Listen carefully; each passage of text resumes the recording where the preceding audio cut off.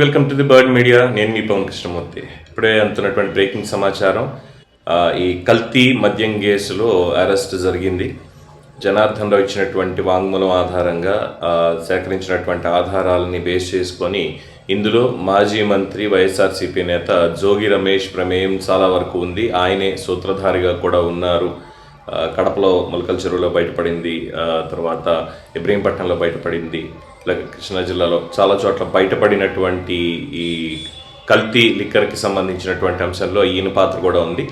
Africa పంపించి అద్దెబల్ జనార్దన్ రావుని, గోవర్ధన్ని వీళ్ళందరినీ కూడా ఆయన మొబిలైజ్ చేశారు కంప్లీట్గా. ఈ దీన్ని అనేది కూడా సెట్ వాళ్ళు ఎస్టాబ్లిష్ చేస్తున్నారు. దీనికి సంబంధించిన ఆధారాలు, అలాగే జనార్దన్ రావు ఇచ్చినటువంటి వాంగ్మూలం, వీటన్నిటినీ కూడా పరిగణలోకి తీసుకొని ఈరోజు ఉదయం ఆయన ఇబ్రహీంపట్నంలో ఆయన నివాసంలో అరెస్ట్ చేశారు. అయితే చాలా హైడ్రామా జరిగింది. ఇంట్లో నుంచి పారిపోవడానికి దాదాపు 2 గంటల సేపు ప్రయత్నాలు చేశారు జోగి రమేష్. అలాగే అనుచరులందరినీ రమ్మని చెప్పడంతో అనుచరులు కూడా ఎవరు రాలేదు. దాదాపు 10-15 మంది వచ్చారు.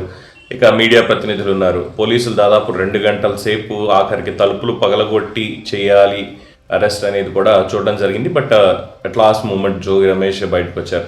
సో కల్తీ లిక్కర్కి సంబంధించి వైఎస్ఆర్సీపీ ఇప్పటివరకు చేస్తున్నటువంటి ఆరోపణలు ఇవన్నీ ఏవైతే ఉన్నాయో అన్నీ బుట్టదాఖలు అయిపోయినట్టే అని చెప్పుకోవచ్చు. అలాగే ఈ కల్తీ మద్యం ఆంధ్రప్రదేశ్లో కూటమి ప్రభుత్వం అమ్ముతోందని, ఇంకోటని చేస్తున్నటువంటి వాటి మీద కూడా ఫేక్ ప్రచారం చేస్తున్న దాని మీద కూడా కేసులు పెట్టడం అనేది నేను ఆల్రెడీ చూసాం. సో జోగి రమేష్ని ఇబ్రహీంపట్నంలో నివాసంలో అదుపులోకి తీసుకొని మ్యాజిస్ట్రేట్ ముందు తీసుకెళ్తున్నారు.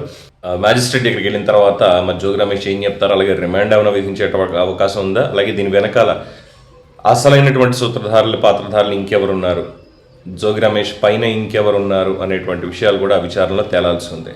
ఇది అందుతున్నటువంటి breaking news. For more updates keep watching the Bird Media. ఈ వీడియో కనుక మీకు నచ్చినట్టయితే లైక్ చేయండి, షేర్ చేయండి, సబ్స్క్రైబ్ చేయండి, అలాగే పక్కనే ఉన్న బెల్ ఐకాన్ని క్లిక్ చేయండి.